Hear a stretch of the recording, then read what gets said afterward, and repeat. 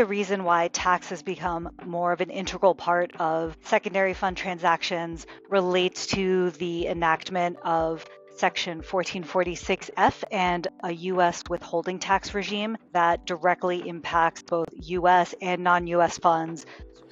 Well, we certainly try to involve reps and warranty insurance for indemnities because it's very difficult when you're doing a transaction of that nature to ensure that everyone is going to be covered because you're shutting down the old fund. You're not just concerned that the Internal Revenue Service is going to assess withholding, but you also have to be concerned that the underlying fund will withhold on future distributions to the buyer. Every fund, every vehicle that's managed by the advisor that's relying on the venture capital exemption has to be a venture fund.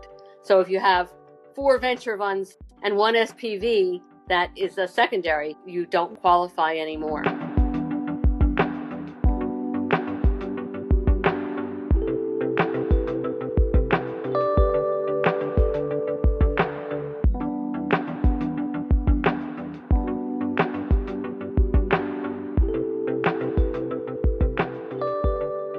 Hi everyone, thank you for tuning into another episode of Women of Secondaries produced by SecLink and hosted by yours truly. My name is Kristina Kulikova. I'm the Senior VP of LP Advisory at Setter Capital, and I'm absolutely privileged to host Women of Secondaries, where we cast light on the incredible powerhouse women driving this market. If you missed our prior episodes, make sure to check them out on the Secondary Link video and podcast section, LinkedIn, YouTube, and Spotify. So check them out.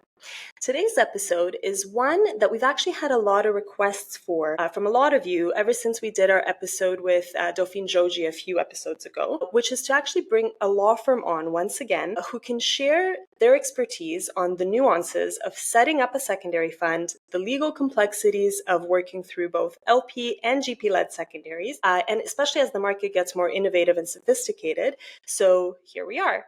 Today's guests bring experience through their work at Lowenstein Sandler, which is a national U.S. law firm with over 350 lawyers based in New York, Palo Alto, New Jersey, Utah, and Washington, D.C.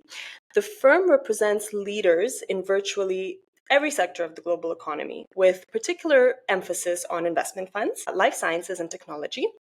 And their experience in the secondary market with both fund setups, GP-leds, LP fund level transactions really makes them perfect guests for our chat today.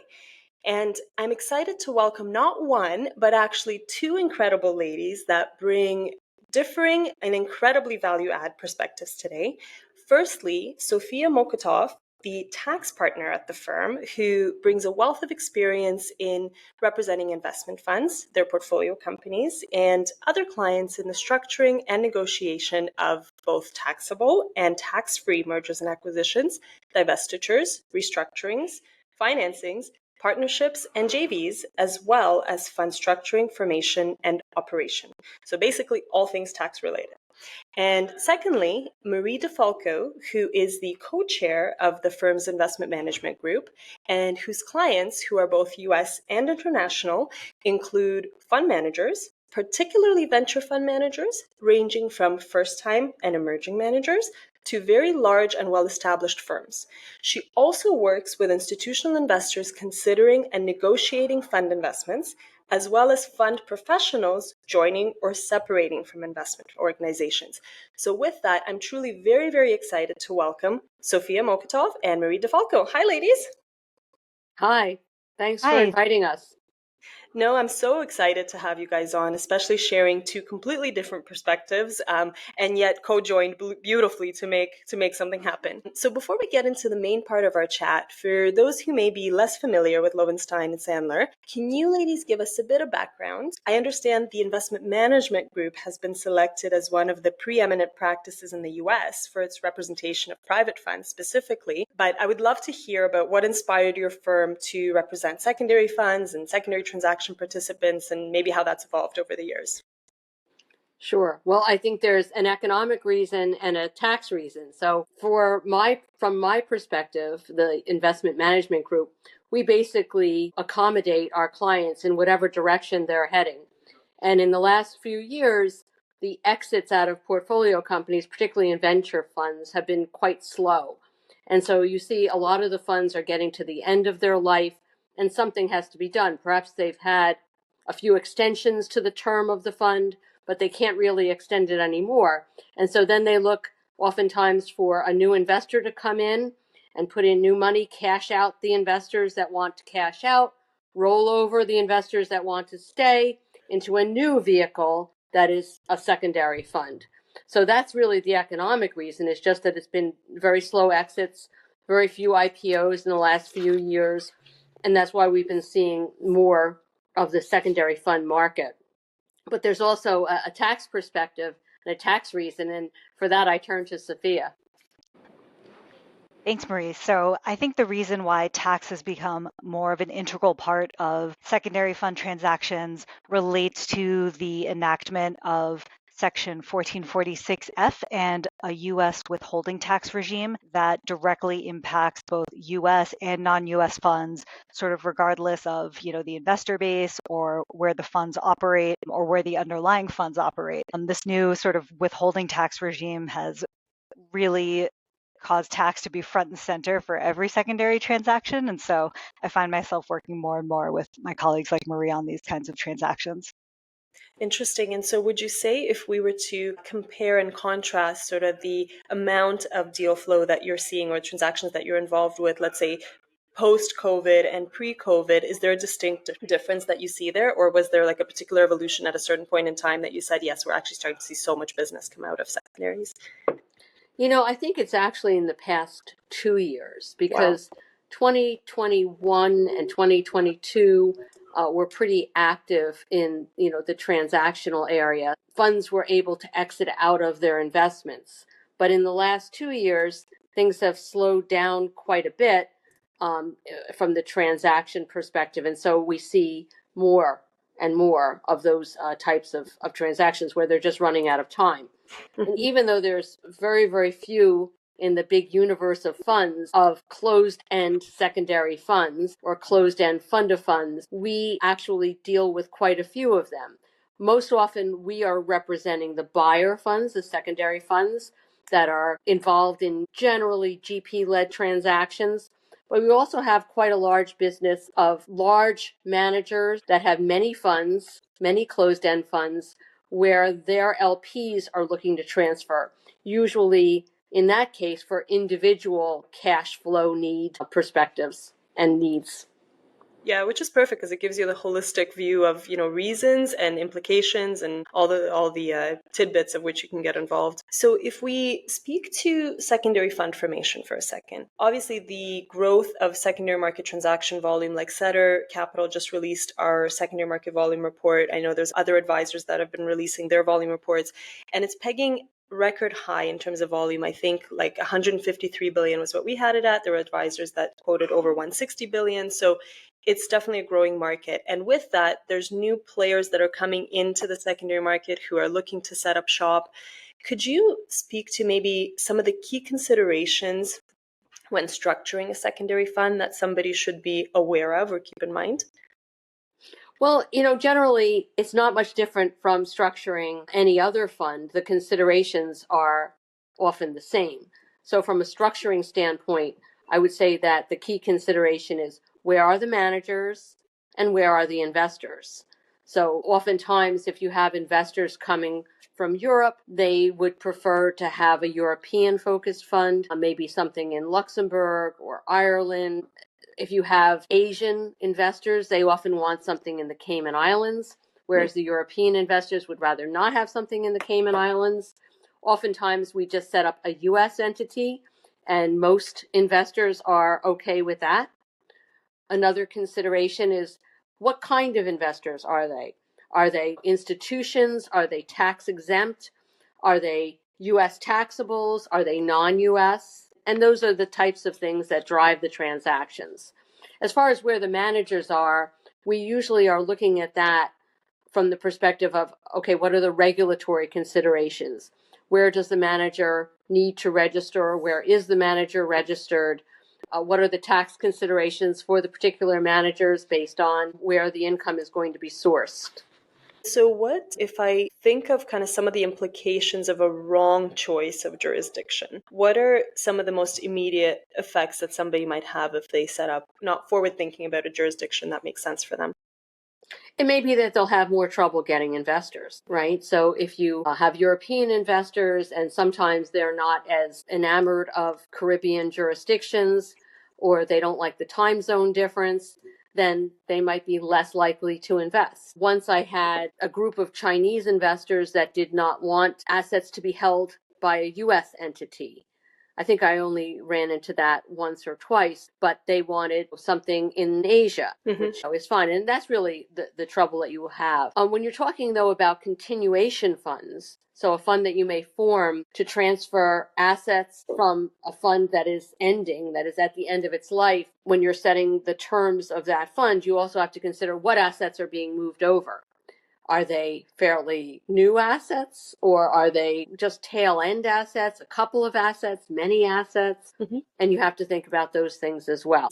So what are some of the common pitfalls or challenges fund managers face during the setup process? And maybe how can they be avoided? And this is the case, again, whatever kind of fund you're setting up. But what I find, especially for first-time managers, is they don't consider just how long it's going to take. And so they don't set aside enough funding to sustain themselves when they've, let's say, left their previous job. Now they're going to be working full-time on fundraising and assembling the fund documentation and the fund entities and so forth. And they think it's going to happen very quickly. Perhaps we can do the work very quickly, but fundraising has been very, very slow, and it may be that they're not going to be able to raise funds quickly enough, or they're not going to have a large enough fund for the management fees to sustain them. And so I think they have to plan on sustaining their lifestyle for at least twice as long as they think it's going to take. Maybe this is a little bit off the cuff, but have you seen a difference in fundraising for primary funds versus secondary funds, or the need for how long or how much they should budget? I would say it's usually more of an issue with primary funds because it's generally an issue with a manager's first fund. By the time they get to the second fund, they already know how long it's going to take.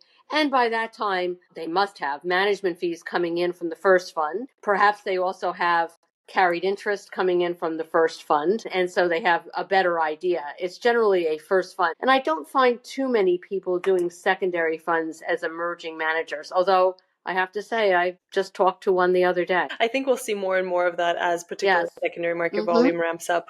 And is there like a quick calculation where somebody who's looking to start up a fund and they're like, how much should I budget? What should I look at? Really no. I mean, it's going to take probably a few $100,000 to get everything set up. But aside from launching the fund, and that money will come out of the investor's investment money. But aside from just the cost of setting up the fund, which again is a fund expense, but you don't have any investors yet. So, that's an issue. You have to fund it, but also just sustaining your lifestyle. If you're not working your regular job, while you're making this transition, you have to consider how are you going to pay your mortgage? Yes, how are you going to pay your kids' tuition? Back to the basics, right, of considering those. So now if we turn to sort of the buy side part of transaction, particularly for secondary transactions, what are some of the key legal and tax challenges that you address during groups? And I understand maybe there's a difference between, obviously GP-leds and LP-leds, but maybe we can speak to both sequentially. And I'm going to turn to Sophia again and let her go first, because many of the considerations are tax considerations, right? Particularly in the transfer side of it. Yeah, I think buyers in GP-led or even LP-led side are really thinking about the U.S. withholding tax regime. So because funds generally are structured as partnerships, these secondary transactions involve transfers of interests in entities that are treated as partnerships for tax purposes. And so that's what triggers the thinking on the U.S. withholding tax regime. And so buyers not only have to negotiate with sellers about how, buyer and seller plan to deal with addressing the different withholding tax concerns, but they also have to start thinking about how to loop in the underlying funds as well to understand the mechanics on the underlying funds. perspective, what type of documentation they need for the withholding tax regime. That can significantly delay a potential process, right? When you're looking at the tax considerations, and maybe not all GPs are willing to be transparent about that. So that becomes a secondary hurdle. How have you seen those things get addressed, or particularly in a scenario where the underlying GP may not provide sort of taxable information? I think we often see buyers and sellers, and even in the GP-led side, sort of maybe the GP leading this, but negotiation of the transaction terms generally for the purchase and sale on one end, and that's done sort of far in advance and acknowledging that there will be a lead up to closing. And so at the time the parties sort of enter into an agreement to do a purchase and sale, there's an acknowledgement that the closing date might be several months later. So sort of building in that time between signing a document and actually closing on a transaction. And it generally does take several months, depending on the number of assets. But for each asset that's transferring, or for each LP interest that's transferring, the attorneys involved on both sides have to review all of the documentation. So let's say if you're transferring portfolio company assets, you have to review the bylaws, the certificate of incorporation, the shareholder agreement, and so forth, and just determine what are the transfer restrictions. You have to determine that the portfolio company itself is going to permit the transfer. Presumably, the general partner has already agreed to the transfer.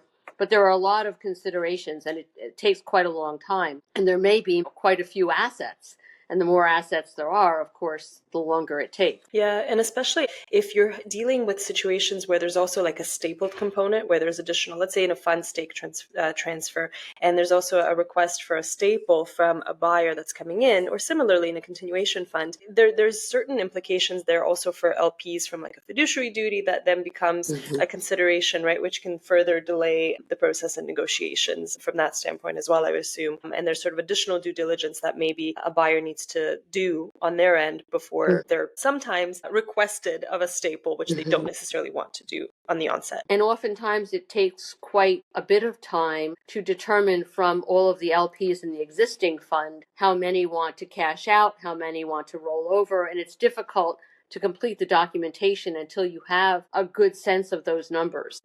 Yeah, 100%. And I think like ILPA suggests something like 30 days for LPs, but I hear that a lot of LPs are complaining that that's too short, especially if they're receiving these continuation vehicle notices from 4, 5, 6 GPs in their portfolio, and then it becomes very laborious. Well, the LPs are complaining that it's too short, but the participants in the transaction are complaining that it's too long and they want to get on with their transaction. Yeah, especially if there's some market factors at play that necessitate the transaction done faster. Yeah, it's true. We just had one that needed to close at the end of the year, and there was quite a scramble because, especially towards the end of the year, people are going away on long vacations and they're just out of the office. And so it was decided that we needed to give the LPs more time than would typically be the case. But on the other side, the participants in the transaction wanted it all closed up by the end of the year. So it was a little bit tricky. Yeah, you have to manage all stakeholder interests for sure. Right. And particularly because one of the LPs, or at least one of the LPs, was rather a large institution that needed board approval and investment committee approval and so forth.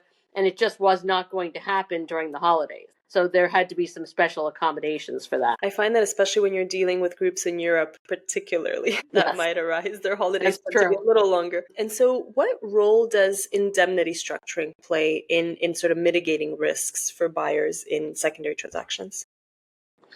Well, we certainly try to involve reps and warranty insurance for indemnities because it's very difficult when you're doing a transaction of that nature to ensure that everyone is going to be covered because you're shutting down the old fund and people are cashing out. So we generally rely on reps and warranty insurance, which, thank heavens, that's come into greater, more common use. Yeah, for sure. We I remember speaking with Sarah from CFC and as an underwriter for liability insurance, and she said it's also actually gaining momentum in the LP portfolio world, right? Where if there's a transfer of multiple funds, have you guys seen that on your end as well, where it's getting, becoming part of transactions that you're facilitating on LP? I have definitely seen it. But in a typical transfer between one LP and another, of course, you don't have rep and warranty insurance. And then we generally see that the two parties are splitting the costs to the GP of the transaction. We find that the transferor is responsible for any clawback of distributions that the transferor received before the date of the transaction. Transferee is responsible after. The same with tax liabilities. Transferor is responsible before the effective date. Transferee is responsible after. And so all of that is generally covered both in the transfer agreement and in the purchase and sale agreement. And I guess it just serves as an extra expeditious tool for negotiation if you have that reps and warranty insurance, right, to allow you not to sort of drag this out for months and months and months of negotiation. Well, we see the rep and warranty insurance in the GP-led transactions, but of course you don't see it in the one-to-one LP to LP type of transactions, and that's where it's more spelled out. But of course, much lesser liabilities in the one-to-one transactions. Well, I was chatting with somebody that said in LP, because it's also a new phenomenon for us as an agent, right, where we don't see the insurance come as much into play, but we've started to see it more with ECI, especially when there's issues with getting ECI certificates or, there's uncertainty. And sometimes if it's a broad portfolio that's getting transferred and there's, 2 or 3 funds that there's uncertainty around, a buyer will say, okay, well, I'm just going to get a policy for this and be covered and not hold up the rest of the transaction. So that's definitely an interesting evolution. And have you seen that, Sophia, for ECI as well? So I've not encountered that just yet, but I could certainly see how that would be helpful. I think the issue with sort of the withholding tax regime and some of the uncertainty is you're not just concerned that the Internal Revenue Service is going to assess withholding, but you also have to be concerned that the underlying fund withhold on future distributions to the buyer. Yeah, and sometimes I've seen people hire obviously tax advisors on their own end to try to parse through this, but obviously that adds time and costs and everything, which also is a consideration, right, for groups. Yeah, and so with the rise of, let's say, direct secondary transactions, how are some of the deal structures changing from a tax and legal perspective? Like, have there been major changes that you guys have noticed over the last, let's say, even 2 years, either from a tax or a legal? Tax, Sophia? I know that since 1440, things have changed quite a bit. Yeah, I mean, I think it's really adding to what we've been talking about in terms of that due diligence process, and really having to make sure everything is in place before you can actually close a transaction. There's a lot more boxes to check off to make sure you have the right certificate, to make sure you found the right information. And a lot more parties, I think, to coordinate with. And so, in my personal experience, it's basically just more involvement of tax lawyers and tax advisors in transactions. It seems that the tax people are the primary players in some cases. It's true. I was just going to say, I'm glad that we have experts like Sophia who can help parse through that. Absolutely. Yeah. It also, if from like an agent perspective, it makes our job a lot easier if there's an expert tax advisor handling the transaction, because oftentimes the buyer and the seller, it could be their first rodeo, right? And they don't know all these implications. And so having a knowledgeable tax lawyer who's able to walk them through that is it's such a heaven sent for sure.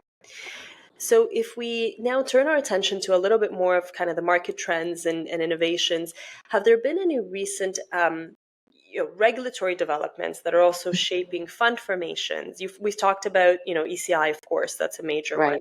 But anything else in terms of regulatory implications that you can cite that sort of changed the landscape? Yeah, not so much that affect just secondaries, but certainly we see ever increasing regulatory oversight of the fund space. So, I mean, just from the top of my head, we had what we call the new marketing rule, which isn't so new anymore, which changed all of the restrictions and so forth on advertising and what is considered advertising, which is almost anything that you say about the fund, anything in writing anyway. The private funds rule, which we were all very, very worried about, which, for example, one of the things that we were worried about was its effect on side letters and special deals with particular LPs, because it seemed that was going to be, completely eliminated or almost completely eliminated, but it got stuck in court. And so it's not effective when it did not become effective when it was supposed to. So that's just on hold right now. Then we have the Corporate Transparency Act, which everyone has been very worried about over the last year or so. And that one, at the end of the year, it,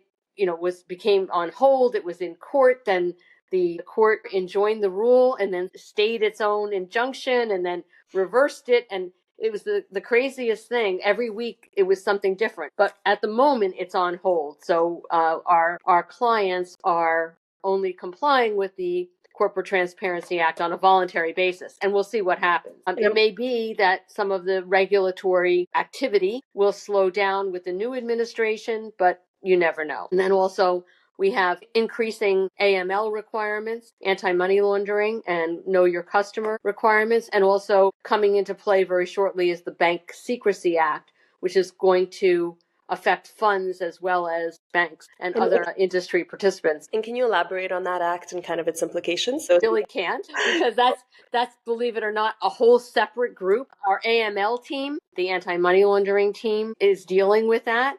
But basically, it's going to require a lot more know your customer and anti-money laundering investigations into your customers, which is already frustrates the investors quite a bit, that you have to get so much information from them, and it's just going to be an increased amount. And going back to your point about especially first-time groups that are setting up and they have to budget certain costs, that probably adds a whole another layer to those costs that they need to be aware That's of, right? right. Whether it's kind of back office staff or just delays, essentially. Yeah.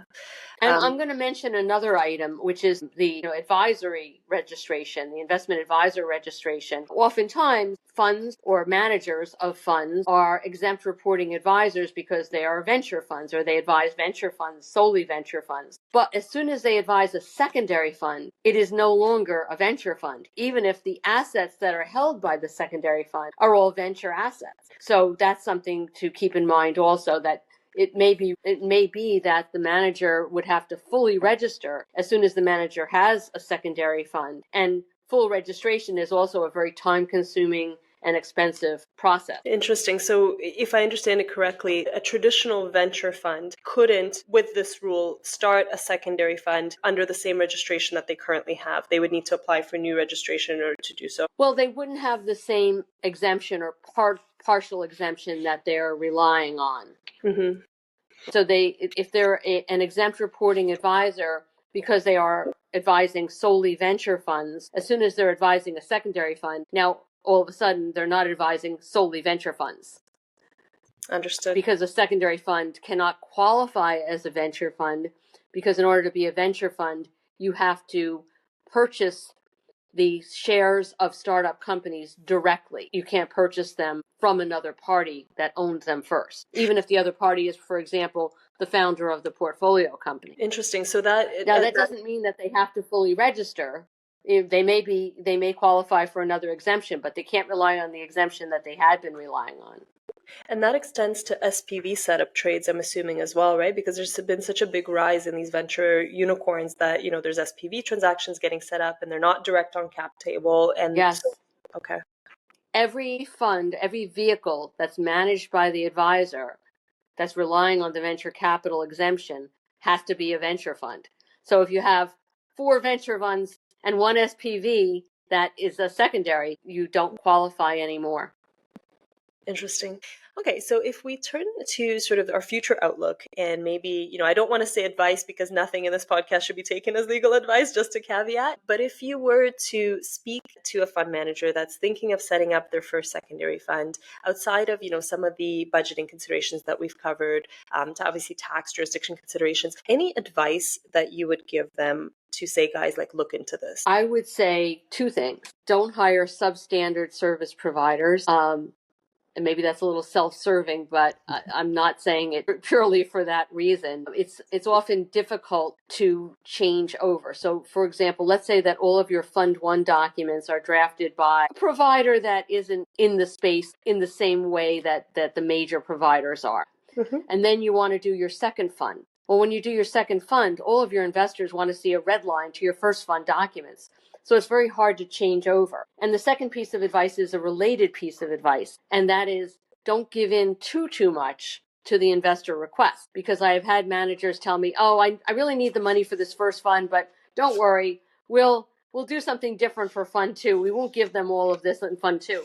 And of course, when you get to Fund 2, you have to redline against the Fund 1 documents for all of the repeat investors, and hopefully most of your investors will be the repeat investors. and you're not going to be able to take away all of the goodies that you gave them in Fund 1. They just won't let you do that.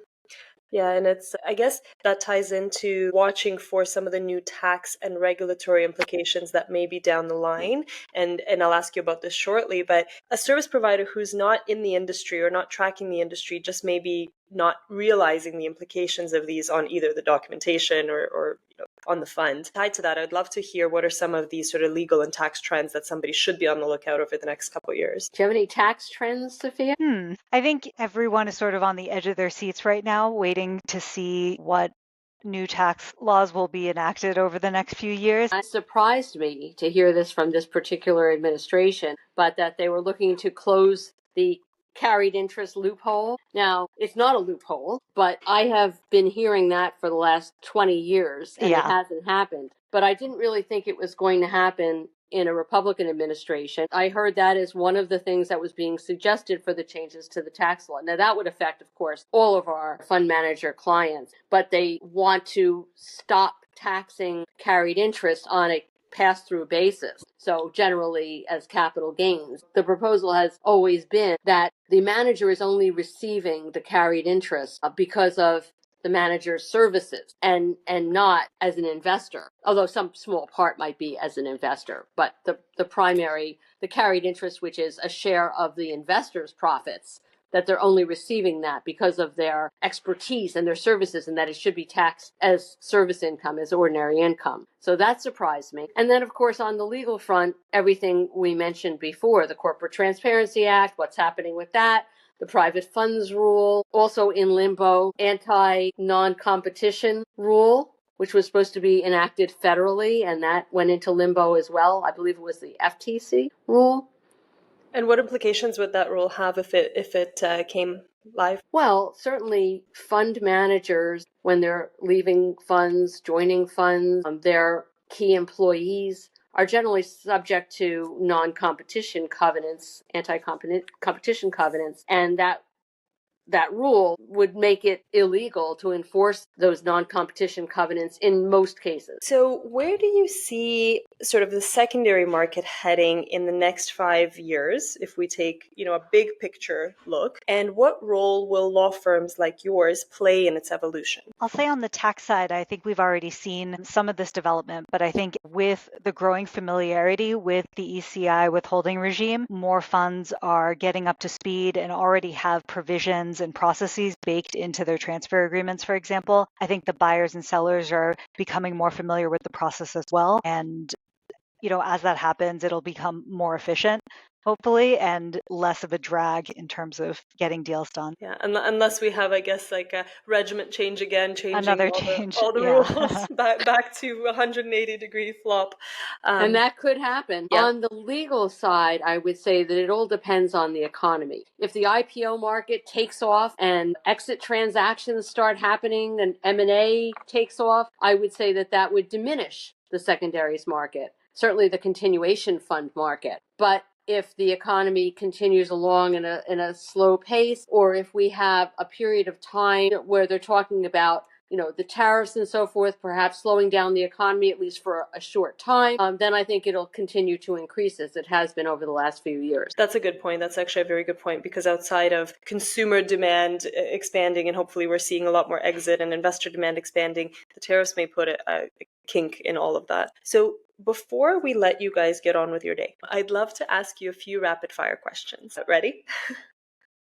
What's the one piece of advice you've received when you started your career in this field? A piece of advice that we received or should have received? Both.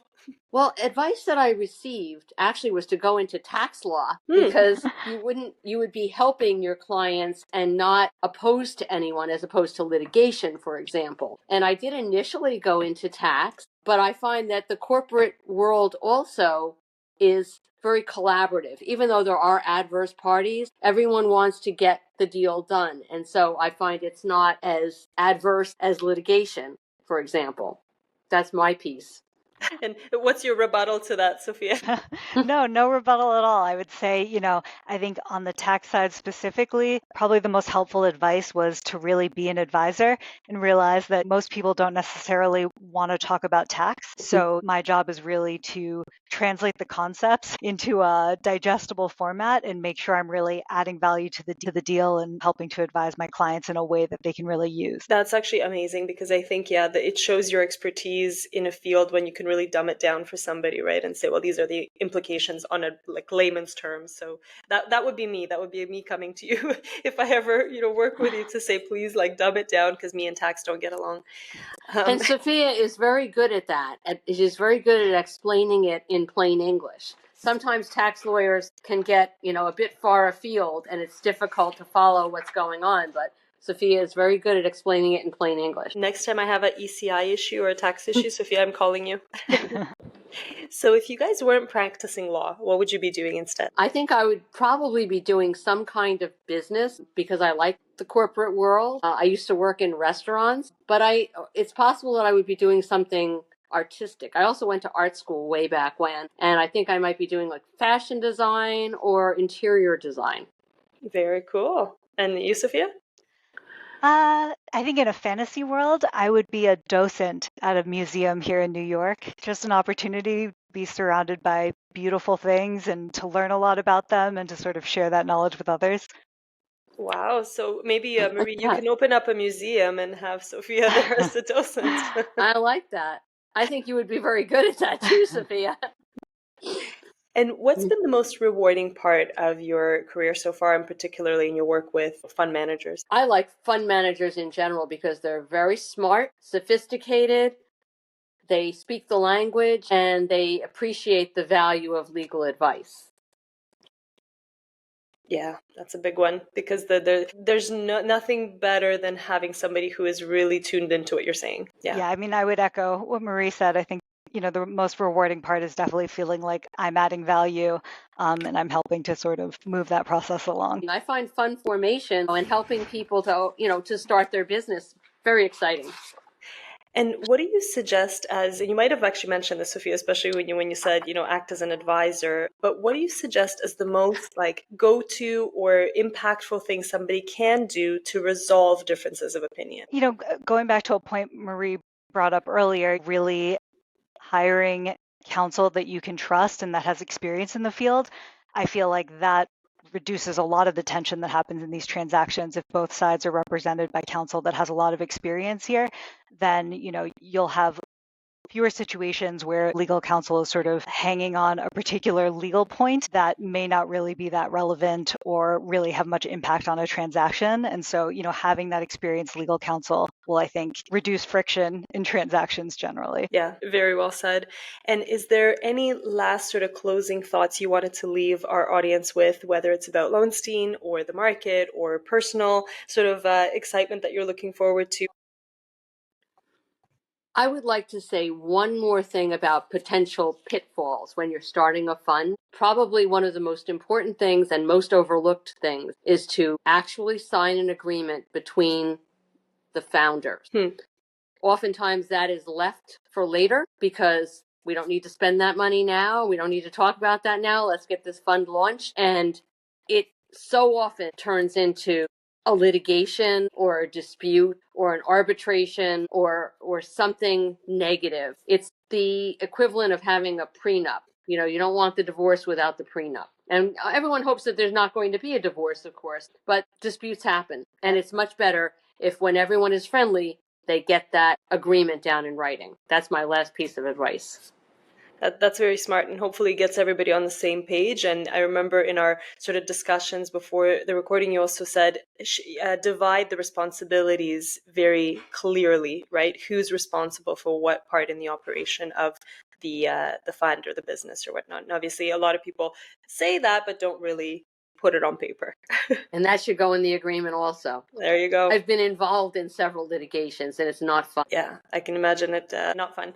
Right.